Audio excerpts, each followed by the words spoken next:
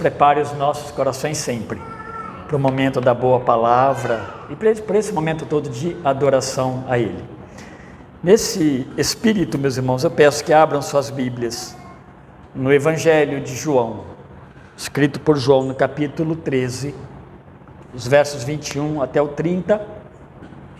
Nós fazemos questão que as crianças fiquem no culto, né? Elas não saiam para a classe. Ela tem um momento da classe delas de manhã, mas para nós é muito mais importante que elas aprendam e convivam esse ambiente de culto com outras crianças, com adolescentes, com adultos, com idosos. Mais importante que nós enxergamos como liderança da igreja é que elas fiquem aqui. Elas vão aprender, o Espírito Santo vai operar, fiquem tranquilos.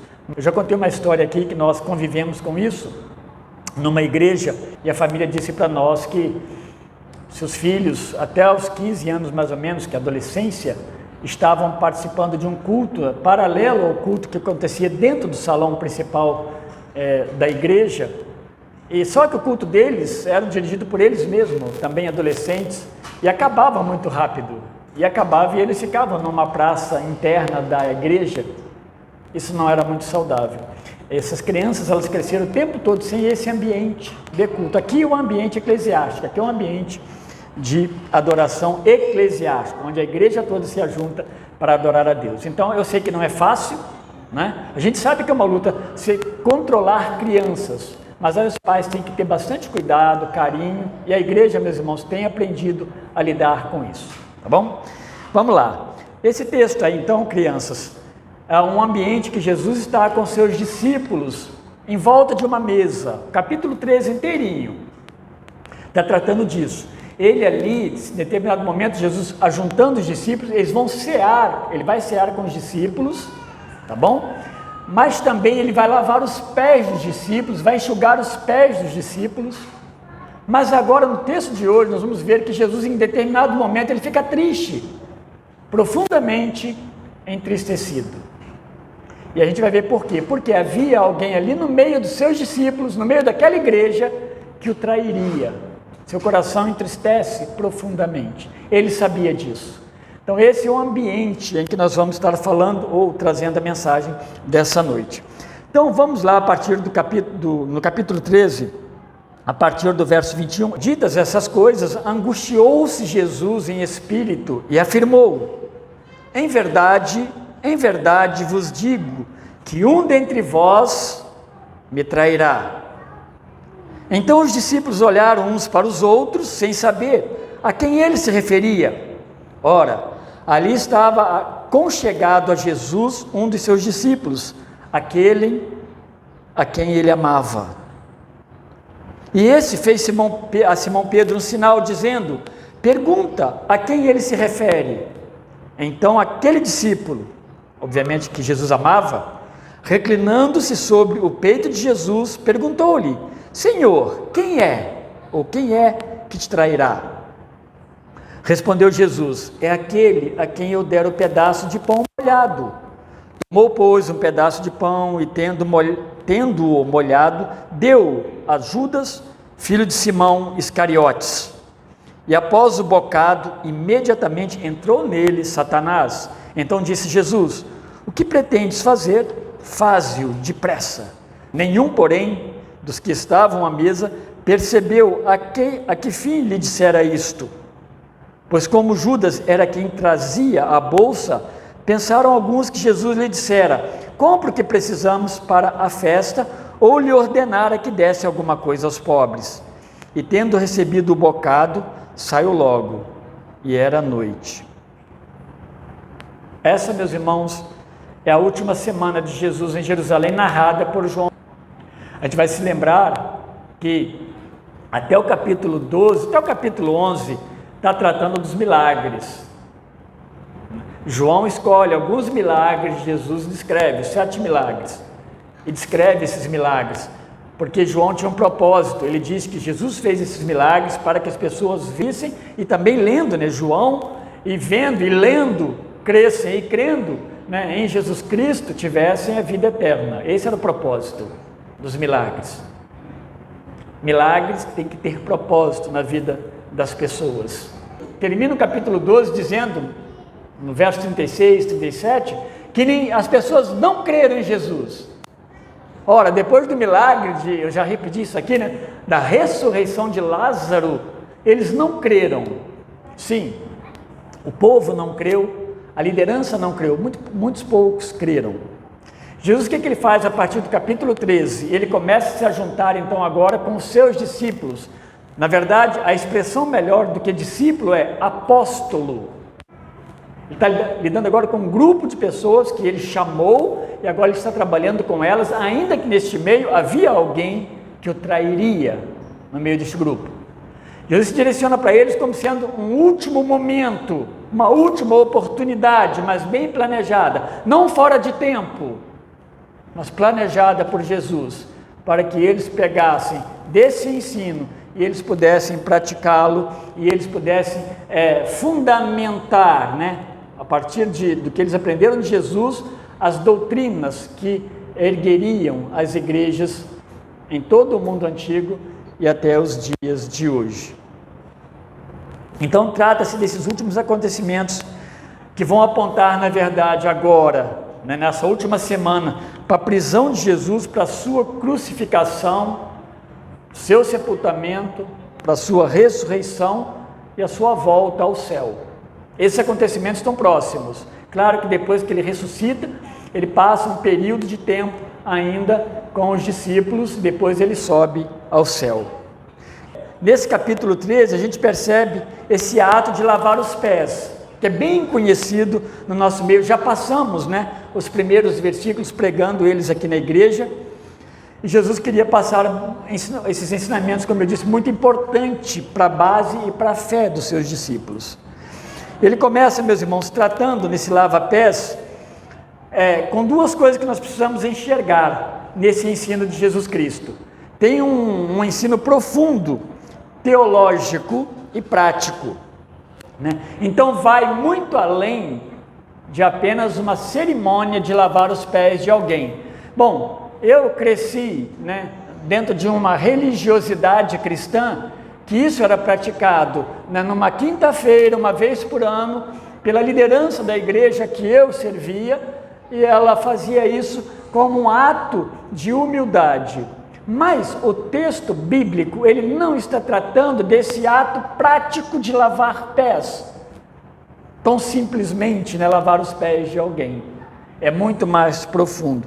O ato prático aponta para a condição de servirmos uns aos outros, mas há um profundo ensino teológico que aponta para o que Cristo vai fazer servindo-nos através da cruz do Calvário. Isso é muito importante que nós entendemos. Nesses versos 21 até o 30 que nós lemos, Jesus está tratando então como parte desses últimos acontecimentos da sua traição, mas também de quem iria traí-lo. E Jesus deixa isso bem claro no meio de seus discípulos ali. No verso 10, um pouquinho mais atrás, se a sua Bíblia estiver aberta, nessa cerimônia de lavar os pés, Jesus já havia dito para eles que nem todos eles estavam limpos. Diante do questionamento de Pedro, diante de toda aquela situação, ele vai falar que nem todos estavam limpos. E esse limpo aí é muito claro que é pela palavra de Jesus. Nem todos ali estavam prontos. Nem todos estavam preparados, como diz no verso 18. Nem todos estavam preparados para cumprir o propósito desse ensino de lavar os pés, desse serviço uns aos outros que estava por trás da atitude de Jesus Cristo. E ele começa dizendo aí, ditas estas coisas, e aí, meus irmãos, no verso 21, é uma referência ao que ele acabara de explicar sobre essa cerimônia do lava-pés, ou seja, dita essas coisas, especialmente o verso 20, quando ele diz assim, em verdade vos digo, ele está fechando aquela conversa, quem recebe aquele que eu enviar, estará recebendo a mim, e quem me recebe, estará recebendo aquele que me enviou. Aqueles que formam o grupo de apóstolos e posteriores discípulos de Jesus Cristo, são aqueles que estão recebendo a palavra de Jesus. Aquelas pessoas que receberem esses que estão com Jesus e o servem, estarão recebendo o próprio Cristo. Mas Jesus diz nesse versículo aqui, muito mais do que isso, estão recebendo o próprio Deus. Mas o texto diz mais que ele está angustiado. Jesus encontra-se nesse momento perturbado, ele sabe do que está para acontecer, é uma comoção interior, e por algo inevitável, porque ele diz aí, em verdade e em verdade. Essa afirmação, quando repetida, acontece diversas vezes nas Escrituras, está dizendo que é algo que acontecerá. Isso é inevitável, estava para acontecer. O que estava para acontecer? Essa traição, a sua prisão, a sua crucificação através das mãos, de um homem que o trairia. Aqui a gente pode perceber a humanidade de Jesus, o Jesus divino e a sua humanidade se expressando através desse ato de perturbar-se, de sentir-se angustiado. Ser traído, meus irmãos, naquela cultura judaica e oriental, naqueles dias, era motivo de constrangimento e humilhação. Alguém que é traído por alguém em determinado grupo era um indício enorme de grande humilhação e constrangimento. Lá atrás, no capítulo 11, verso 33, há uma perturbação, um momento que Jesus se perturba com a morte e com o sepultamento de Lázaro. Ele se sente tremendamente comovido por aquele ato, e é importante a gente acrescentar e associar aqui nesse texto também essa condição de tristeza profunda, como Cristo também olhando para o estado de pecado dos homens e das pessoas. A angústia, meus irmãos, de Cristo, porque Judas o trairia, também a gente precisa perceber aqui que essa traição, tudo isso está acontecendo porque há um pecado no mundo, e esse pecado precisa ser curado, e essa cura envolve morte, essa cura envolve entrega de vida, sepultamento, tremenda humilhação. Por diversas vezes Jesus olha para a situação de Jerusalém e em pelo menos um momento ele vai chorar, ele vai se entristecer profundamente pelo estado em que se encontra Jerusalém. O pecado na vida das pessoas, o quanto afasta essas pessoas do Deus santo e do Deus que salva. Nesse processo angustiante, Jesus traz à superfície que um deles o trairia. No meio deles agora, Jesus levanta isso.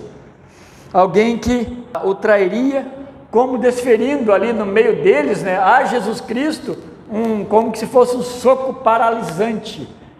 Porque todos eles começam agora a se assustar. Se lavar os pés foi algo que eles se entristeceram muito, não entristeceram, mas ficaram assustados com Jesus, perplexos. Como pode um mestre lavar os pés se nós não fazemos isso? Porque isso é um trabalho para doulos, para escravos. Agora eles estão vendo que Jesus está dizendo que alguém o trairia, nessa atitude de humilhação, constrangimento. Como pode haver no nosso meio alguém que poderia fazer isso? Em Mateus 26, 22, nesse mesmo contexto aqui de João, eles perguntam e afirmando ao mesmo tempo. Olha o que eles falam: certamente não sou eu, não é Senhor. É como se fosse a voz deles, dos demais discípulos. O que acontece, meus irmãos, é que Pedro, vocês vão perceber nesse texto aí, talvez até por meio de um aceno e em silêncio, parece que ele aponta, para o discípulo amado, e aí discípulo amado é uma denominação dada pelo próprio João, ele que usa mais isso no Evangelho de João, mas também não parece ser algo que ele se determinou para si mesmo, mas algo que aqueles demais discípulos deram para ele. Esse é o discípulo amado, então ele tomou isso como algo que o identificava no meio deles. Então, o que acontece? Jesus, na verdade, ele não amava só a João, ele amava a todos os discípulos. Vários textos da Bíblia apontam para isso, ele amava a todos. Mas a resposta, meus irmãos, e a ação de Jesus, no verso 26, deixa bem explícito aí tratar-se de Judas Iscariotes. Então Jesus está falando de um homem específico que está ali no meio deles, mesmo que ele não nomeie Judas Iscariotes, né? Não fale o nome dele. Ele molha o pão no caldo e dá ao convidado, como ele faz aí com Judas no verso 26a. Esse ato de molhar o pão nesse caldo, de servir alguém, era um gesto de distinção com honra. Era muito comum por parte do anfitrião, aquele que está recebendo os convidados. Então ele pegava o pão e se ele molhasse, desse para alguém, ele está honrando isso. Bom, o tempo todo, Jesus, apesar de saber de quem era Judas, que estava no meio deles, Jesus não o trata com distinção em relação aos outros, nem melhor nem menor, mas trata igual aos outros. Por quê? Porque vai lavar os pés dele também. E agora ele está se servindo ali naquela grande ceia, na ceia maior, onde eles comiam, né, o cordeiro, eles partiam, comiam o pão juntos. Mas Jesus faz aqui esse gesto de molhar o pão e dar a Judas, né, numa identificação clara de julgamento. É aquele a quem eu der o pedaço de pão molhado. Lá em Mateus 26, 24, nesse mesmo momento, Jesus diz as seguintes palavras: ai daquele por intermédio de quem o Filho do Homem está sendo traído. Melhor lhe fora não haver nascido. Esse momento em que Jesus faz isso, na verdade, Jesus também está apontando como um ato de juízo sobre a vida de Judas, que viria a acontecer posteriormente com Judas, de fato, por uma atitude específica, né, por parte de Judas, mas ele vai se suicidar. Aquilo que Judas já antecipadamente ele planejara no seu coração, e lá no verso 2 do capítulo 13, por orientação de Satanás, porque lá diz o seguinte: enquanto jantavam, o diabo já havia posto no coração de Judas, filho de Simão Iscariotes, que traísse Jesus Cristo. Agora, ele recebe esse favorecimento de Satanás, que o texto diz que entra nele. É verdadeiramente uma possessão demoníaca. O que nos parece, meus irmãos, com bastante clareza, é como que a pessoa vai dando a oportunidade mesmo para Satanás. Ela tem essa intenção, ela tem planejado no seu coração o que ela deseja fazer, e agora de fato chega o tempo em que Satanás põe em execução o seu plano maior. Judas, na verdade, ele se mantinha firme no seu propósito, e apesar de oportunidades haver tido, ele não resistiu ao diabo, como as Escrituras aconselham que deva ser resistido. É o que nós devemos fazer como servos de Deus. Então, andar com Jesus e até mesmo realizar milagres não são evidências de uma pessoa salva, como não foi para Judas. Isso tem que ser bem reflexivo para nós, né? Tem que chamar a nossa atenção, tem que nos imprensar. Claro, meus irmãos, se somos salvos, somos salvos, mas a gente precisa discernir essas coisas, porque Judas, ele andava com Jesus, Judas realizava milagres. Sabe por quê? Porque quando Jesus envia as comissões, a primeira comissão, a segunda comissão, quando eles retornam dizendo que realizaram em nome de Jesus inúmeros milagres, doentes foram curados, né? Então eles começam a relatar para Jesus o que aconteceu. A verdade é que isso não traz como a segurança para ninguém que é salvo. E às vezes a gente vê muita ênfase, né, nos milagres. Se você ver Lucas 10, 17 a 20, lá está falando: Senhor, em teu nome até os demônios se nos submeteram, quando eles retornam da grande comissão. E agora nós estamos vendo no meio deles um homem que não amava a Deus, não amava a Cristo. Então, é assim que Satanás age naqueles que não resistem a ele, que firmam parceria com Satanás, que não confessam seus pecados a Cristo e sem arrependimento nenhum. Essa era a condição de Judas. Nós já falamos um pouco mais na pregação anterior. Essa era a condição de Judas. Judas não foi um homem que não teve uma oportunidade de arrependimento. Sim, ele teve oportunidade de arrependimento. Acontece aqui que Satanás toma posse de Judas. As ações de Judas, meus irmãos, nós vimos anteriormente que elas cumprem as Escrituras Sagradas. O Salmo 41, os versos 9 e 10, ele vai tratar disso, que está cumprindo as Escrituras. E é triste, né, nós pensarmos que um homem põe a sua vida a serviço do diabo e na condenação de um justo.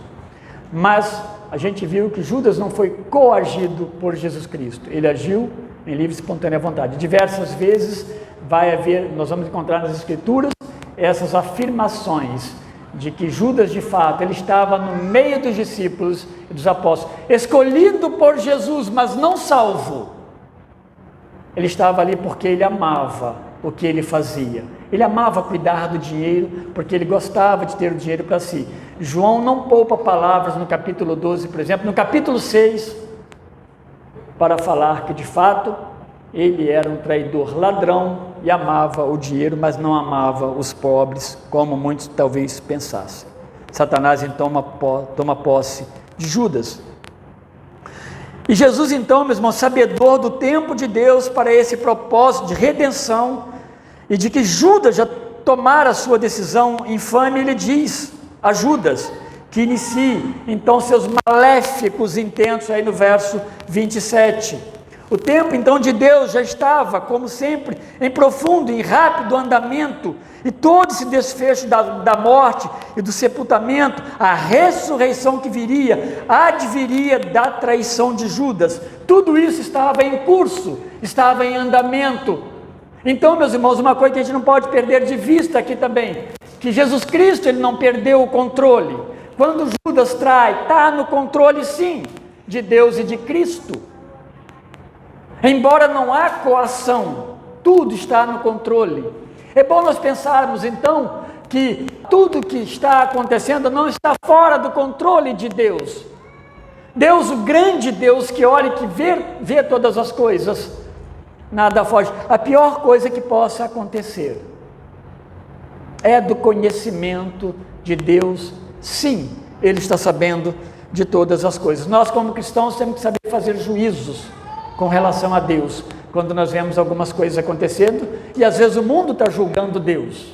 Nós temos que saber, temos que entender esse Deus soberano, Senhor do céu e da terra. Todos então percebem o que Jesus diz para Judas, mas eles não sabem do que se trata, porque provavelmente, meus irmãos, eles não ouviram com clareza a revelação da traição de Judas. Estavam ali perto, provavelmente quando Pedro pede para João perguntar para Jesus, Pedro faz algum tipo de sinal para João, eles não ouvem direito. Mas eles ouvem Jesus agora falar com Judas, o que tem para fazer, vai, faz-o depressa. E Jesus sabe do que está falando, e Judas sabe do que Jesus também está falando, mas eles ouvem então, e eles fazem deduções. Eu acho que Judas saiu para comprar alimentos para a ceia, que vai continuar, ou dar alguma coisa aos pobres, porque ele é o homem que cuida do dinheiro, da tesouraria do grupo. Mas Judas, meus irmãos, ele atende imediatamente, porque era o que ele desejava no seu coração, e porque sua vida de discípulo, meus irmãos, ela era recheada, ela era preenchida, ela era cheia de hipocrisia.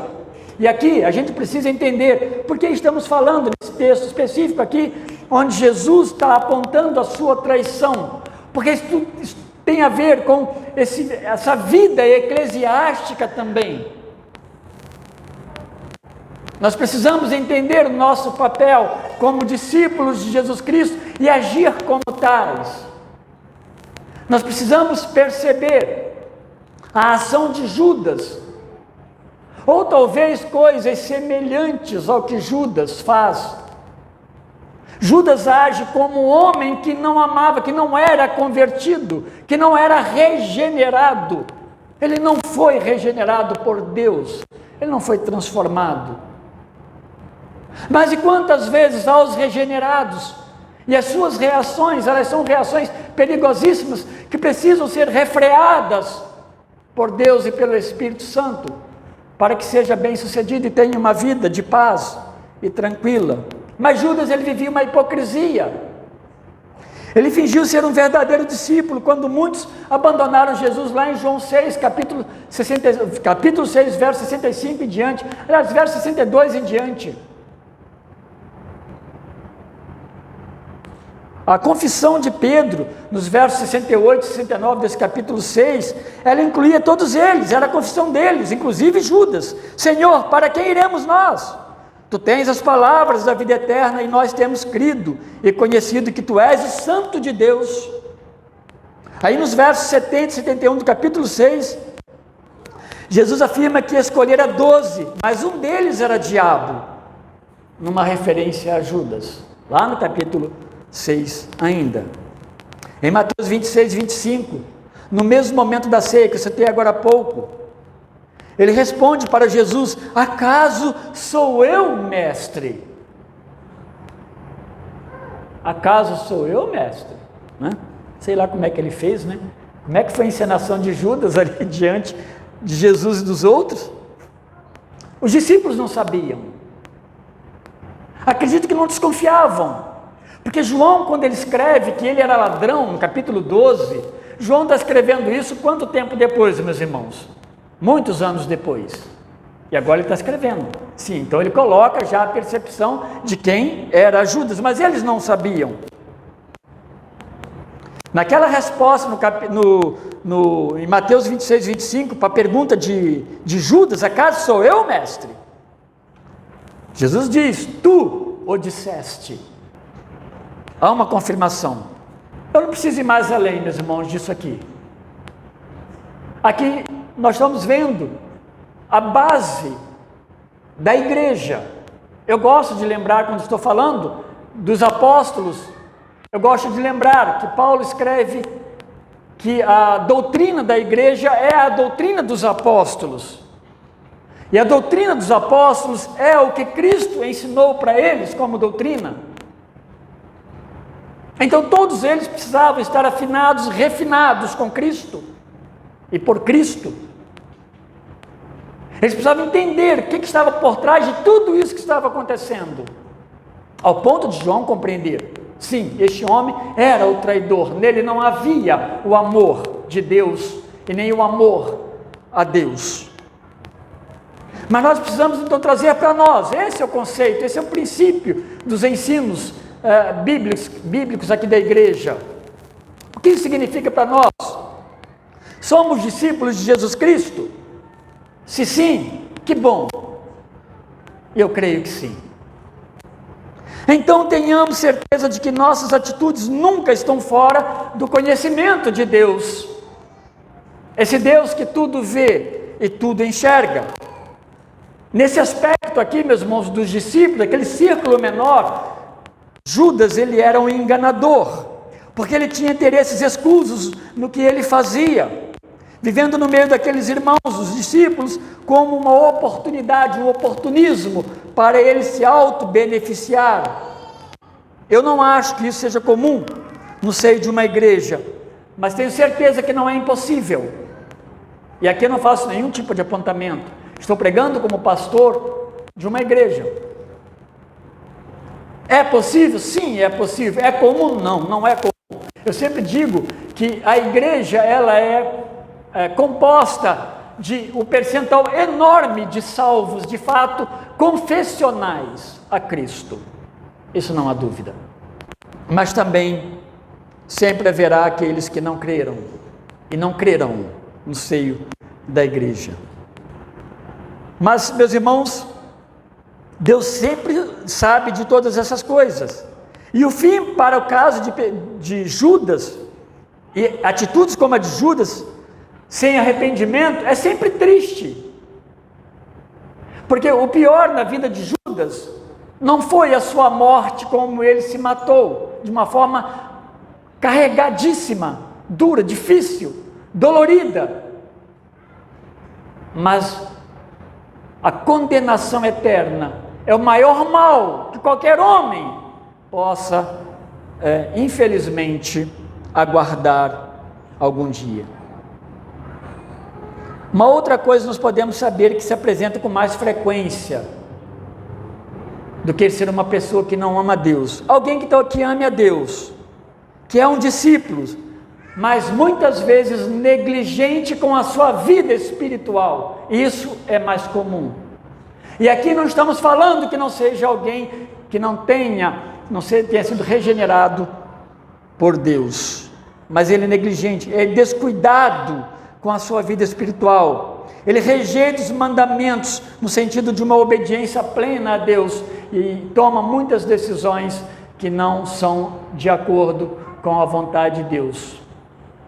E é interessante a gente pensar, e aí, mas pode ser salvo? Claro que pode. Claro que pode. E qual a diferença de alguém que é regenerado, desobediente muitas vezes, não todo o tempo, e alguém que é regenerado e obediente, ainda que pecador também? Eu estou falando de um regenerado negligente, que não cuida da sua vida espiritual, que de vez em quando tropeça aqui, cai acolá. Terrível isso, né? Então, a diferença, meus irmãos, não é que esse negligente, por causa disso, ele vai para o inferno. E a gente tem que tomar cuidado para nós não ficarmos condenando pessoas pelo que nós vemos. Não temos esse direito. Mas o grande problema talvez esteja no seu sofrimento, nas suas dores, nas coisas que sobrevêm sobre ele no dia a dia, por causa da sua ausência de vida espiritual, de convivência com Deus, de uma vida devocional sincera, de um temor a Deus sincero, persistente, perseverante, um tremor diante de Deus. Nem sempre essas coisas, talvez seja um cristão muito oscilante, então as consequências sobre a sua vida vão vir, não tem jeito, e não só sobre a sua vida, sobre a sua comunidade, sobre a sua família, atos de irresponsabilidade que reflete na vida dos meus filhos, dos meus irmãos também. Um viver vazio, cheio de dissabores e consequências diversas, brechas ao pecados e pecados não confessados. Então, como discípulos, não devemos perguntar com esse ar de hipocrisia: por acaso sou eu, Senhor? Ao invés disso, Senhor, eu sei que pequei contra ti, perdoa-me. Talvez lembrarmos do Salmo 51, onde Davi fala com clareza: Senhor, sou eu. Porque no começo ele foi hipócrita, ele chegou cheio, todo limpo diante do profeta. Aliás, o profeta chegou diante dele, e quando o profeta conta uma história e ele fala: nossa, que injustiça que eu estou vendo nessa história, esse injusto devia ser preso e justiçado. Esse homem dessa história é você, Davi. Aí ele cai. Veio o sofrimento? Veio, mas passou. Mas agora ele não está agindo dessa forma, ele está agindo com confissão, no Salmo 51. Perdoa-me, Senhor. Então, no segundo momento, pensa com base num Deus que é onisciente, que sabe todas as coisas, Ele é perdoador, Ele é amorável e misericordioso. Que cristãos deveremos ser nós, então? Uma outra pergunta: como deve ser nossa atitude diante daquilo que Deus fez por nós, quando Ele nos regenera, a preço do sangue do seu Filho, ali na cruz? Como eu ajo sendo um filho de Deus? Sou um crente religioso ou um discípulo verdadeiramente regenerado? Ou sou regenerado, mas negligente? Essa pergunta é para mim, primeiramente. Por quê, meus irmãos? Deus quer poupar-nos de sofrimentos. Deus quer poupar a minha geração de sofrimento. Então isso depende sim da minha fidelidade e o meu cuidado como cristãos hoje. É estreito mesmo o caminho. Jesus nunca falou que é largo a porta que vai para o céu. Pelo contrário. Então, uma resposta, se sou convertido, sou um crente apenas religioso, né, um religioso apenas ou um discípulo convertido, ela pode ser uma resposta restrita. Eu posso dizer apenas que sim, eu sou um crente e obedeço a Deus. Sou um crente sim, ok. Mas o desfecho dessa resposta ele precisa ser mais amplo, através de atitudes, com testemunho de fé em Cristo, capaz de permanecer firme e fiel aos mandamentos de Cristo, seguindo, servindo como fiel cristão. Então tá bom, eu sou obediente, mas e a prática? Por quê, meus irmãos? O que Jesus fala, quando ele ensina sobre o lava-pés, ali é um fundamento teológico, sim, eu falei sobre isso. Ele vai servir com uma profundidade ao ponto de ir para a cruz, como muitos discípulos iriam servir, morrendo e dando a sua vida também posteriormente. Mas há um ato prático, uma atitude prática nisso que Jesus faz, de lavar os pés, que é cuidar uns dos outros. Então, meus irmãos, essa resposta de obediência a Deus, ela se abre, ela se desdobra em trabalhos dentro da igreja. Por isso que nós vimos hoje sobre diaconato ou diaconia pela manhã, porque nós queremos uma igreja de fato envolvida no serviço a Deus. Então, fazer parte do corpo de Cristo, cuidando uns dos outros, alegrando-se, chorando juntos, como uma forma de sermos percebidos como legítimos adoradores de Deus pela obra que Cristo fez nas nossas vidas, pelo poder do Espírito Santo. Então a resposta, meus irmãos, ela precisa exigir de nós, de fato, como servos de Deus, atos, que comprovem a nossa regeneração. Judas, ele nunca poderia fazer isso, porque ele não era convertido. Em algum momento, ele ia começar a brigar, porque seus interesses eram outros naquele grupo ali. Quais são os seus interesses quando você faz parte de uma comunidade cristã? Lembra que o pastor Paulo falou pela manhã? Que a igreja não é um dispensário, não é um mercado onde você vai e pega, isso eu quero, isso eu não quero, isso para mim está bom, isso para mim está bom, e você não se envolve. Claro que não é isso, é muito mais do que isso. Servir então é despir-se daquilo que te dá todo o conforto no seu dia a dia. Você agora faz parte como uma comunidade. Jesus estava falando para eles: meus discípulos, meus apóstolos, eles precisam olhar para mim, eu vou para a cruz. É isso que vocês querem? Os outros 11 disseram sim. Alguém disse não, e foi substituído lá em Atos 1. Lá em Atos 1 não poupa a palavra também não. É uma substituição ao traidor. Então, meus irmãos, que Deus confirme o nosso chamado, a nossa regeneração. Que Deus confirme em nós, através de atitudes, a nossa fé, a nossa fidelidade a Deus, o nosso serviço.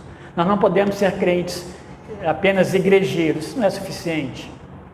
Podemos ser crentes apenas ativistas. Não, é muito mais do que tudo isso. É servir a Deus mesmo, naquilo que talvez muitos não vão ver, mas Deus está vendo. Deus conhece o seu coração mais do que eu, o meu coração mais do que você conhece. Que Deus nos abençoe. Quero encorajá-los a servir a Deus de fato, em espírito e em verdade. Empenhar-se, nessa mata, nesse caminho aí. Ele muitas vezes será muito áspero, mas, meus irmãos, o que vem depois é algo maravilhoso. E finalizando, uma boa história para você ler, ficção, mas baseado nas Escrituras, é o Peregrino. O fim é maravilhoso. Deus os abençoe. Vamos orar. Nosso Deus, bendito seja o Senhor.